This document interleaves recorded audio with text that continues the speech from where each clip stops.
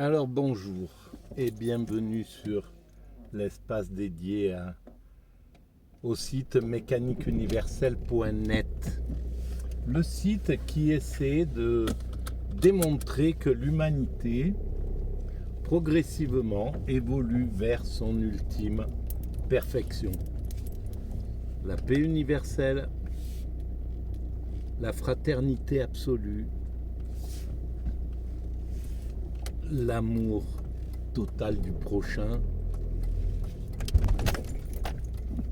Hop. L'amour total du prochain, un fonctionnement totalement écologique. On va vers cette option. Hein. On se rend bien compte que nous venons de mettre les mains dans le cambouis de la maltraitance que nous avons fait à cette planète, sans le vouloir évidemment. Nous ne sommes pas des tortionnaires. L'humanité, c'est des erreurs qu'elle commet. C'est simplement parce que elle évolue, nous évoluons de façon inconsciente encore. Évidemment, nous sommes très proches du moment où nous allons évoluer de façon consciente, où nous allons prendre conscience de ce que nous réalisons inconsciemment. Et donc, à partir de ce moment-là, nos actions seront cohérentes, seront logiques. Quand on aura compris qu'on est en train de construire ce paradis futur pour nos descendants, ça prendra encore 4, 5, 6 siècles, peut-être 1000 ans, peu importe, mais en tout cas, c'est notre œuvre, c'est le travail que l'humanité réalise de façon inconsciente. Et que pourrait-elle réaliser d'autre?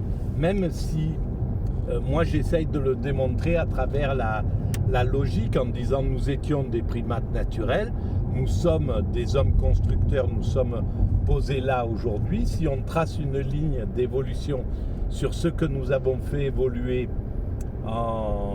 depuis des centaines de milliers d'années où nous sommes en évolution, et qu'on prolonge cette ligne d'évolution, on arrive forcément à un moment où nous atteindrons une perfection indépassable. On atteindra un degré de perfection absolu. Mais comme toutes les espèces, c'est d'une certaine façon. Simplement, nous, notre perfection, elle est spirituelle, elle est intellectuelle, elle a une autre vocation, mais une baleine, entre le moment où ces premiers animaux se sont avancés vers la mer parce c'était des animaux terrestres, etc., et ont commencé à nager, et aujourd'hui elles ont atteint leur perfection de fluidité. Certains ont atteint, toutes les espèces ont atteint une sorte de perfection, cherchent à atteindre de toute manière un état de perfection.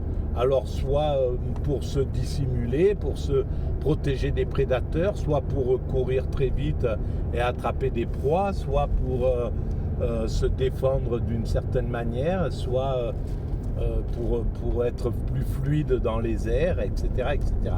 Bref, c'est un mécanisme qui est déjà inhérent à la nature. Simplement, l'humanité a une autre vocation. Et nous avons une vocation divine en réalité. Et c'est pas quelque chose qui est dit comme ça à la légère. Je suis pas quelqu'un qui est lié à la religion ou quoi que ce soit. C'est lié à une pensée spirituelle. En fait, l'état de perfection dans lequel nous allons, non seulement il sera technique, donc comme je le dis, c'est-à-dire la paix universelle, la fraternité absolue, un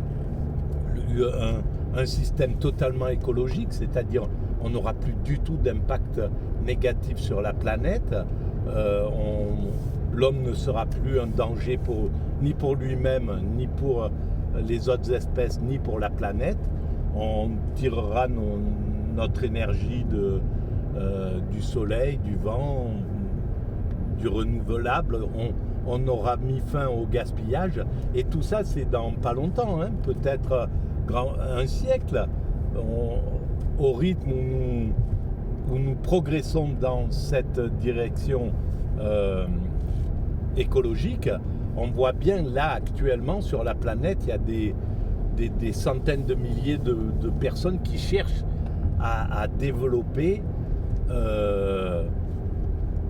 des techniques qui sont dans la recherche de l'écologie, dans la recherche de l'énergie propre, etc., etc.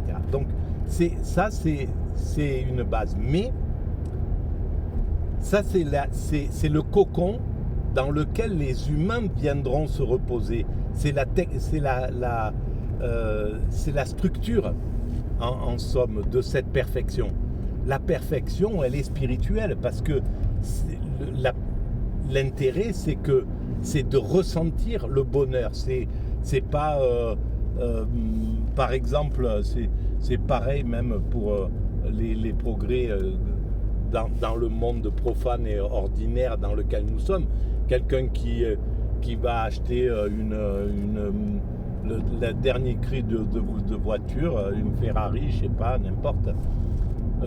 C'est pas pour la voiture en elle-même qu'il fait ça, c'est pour jubiler, c'est pour ressentir ce qu'il va avoir avec cette possession. Et ça, en fait, c'est le ressenti humain qui prédomine. L'humanité, elle développe pas l'humanité techniquement pour arriver à faire un truc technique parfait. C'est pour pouvoir jouir de cela. Et le plus haut degré de la jouissance humaine, de la jubilation humaine, c'est l'extase. Et en fait, c'est ce vers quoi nous allons. En fait, l'humanité évolue vers son ultime perfection. Je parle toujours de la perfection technique parce que c'est le plus compréhensible, mais nous allons vers notre perfection, et la perfection, c'est l'extase facile, l'extase simple à réaliser. Aujourd'hui, on sait ce que c'est l'extase. Il y a des gens qui font des tentatives, qui essaient, voilà, les moines zen, ils cherchent à atteindre le plus haut degré de l'extase, c'est le nirvana, l'éveil, peu importe comment on l'appelle. Les moines soufis essaient d'atteindre cette fusion avec le divin, qu'est l'extase. Les moines, dans toutes les religions, il y a ces tentatives. Et en fait, c'est aussi les tentatives de quelqu'un qui va prendre des produits toxiques, enfin des produits comme, voilà, c'est quelqu'un qui prend de l'héroïne, c'est pour ressentir ce picotement, cet état d'extase, très certainement, qui dure, j'en ai jamais pris, mais qui va durer quelques secondes, quelques minutes, et puis voilà. Et c'est pareil pour quelqu'un qui s'enivre, pour quelqu'un... Sauf que c'est des extases maltraitantes en fait, parce qu'elles finissent très rapidement par devenir de la souffrance. Donc ça veut dire que le principe créateur, Dieu, nous donne ce sentiment-là, mais en nous disant voilà, c'est pas ça que vous devez chercher. C'est l'extase spirituelle qui, elle, n'a pas d'impact négatif, au contraire, c'est un impact positif sur votre corps. Et donc, c'est cet état que l'humanité, sans le savoir, cherche à atteindre. Pourquoi on veut ressentir pourquoi l'humanité cherche à ressentir cet état de plénitude?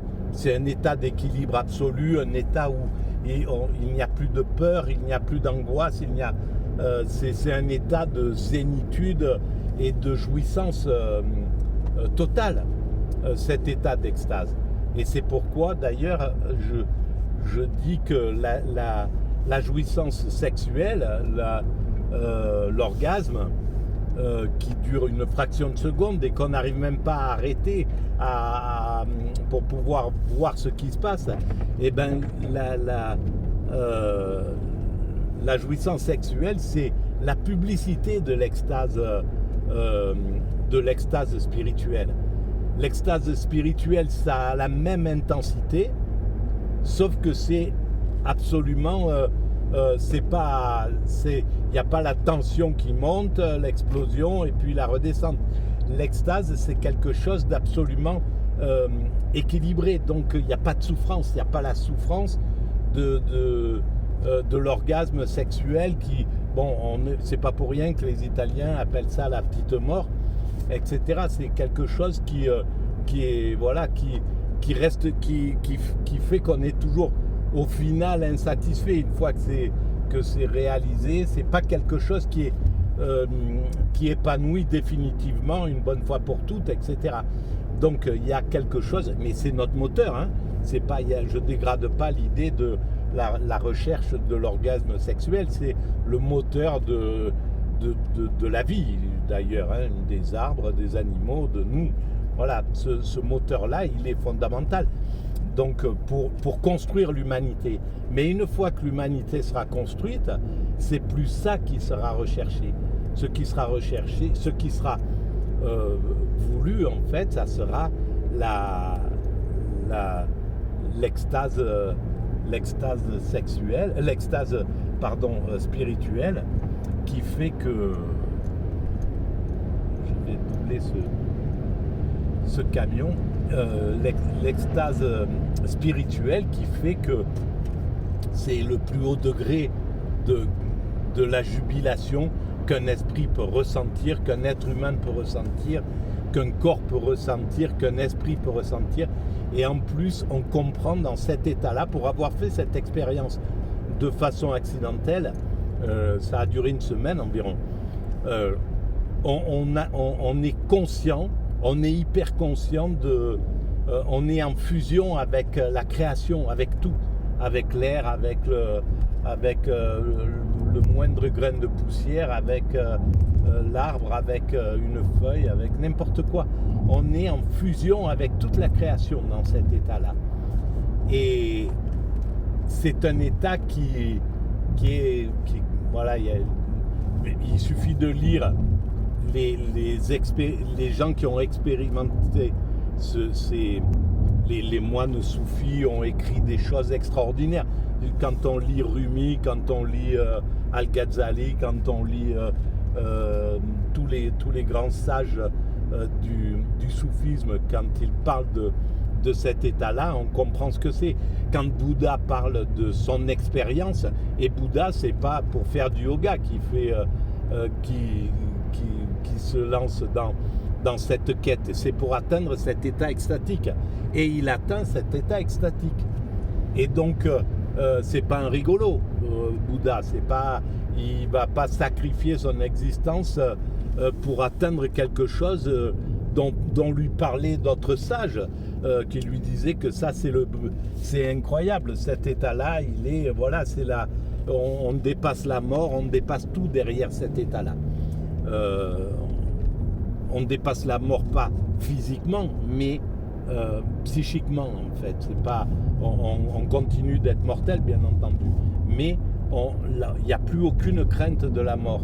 Et la mort n'existe que par la peur qu'elle engendre dans notre esprit en réalité. Si on en faisait dans notre esprit un événement aussi anodin que la route que je prends pour aller à la fac, ça va durer 20 minutes ou 10 minutes.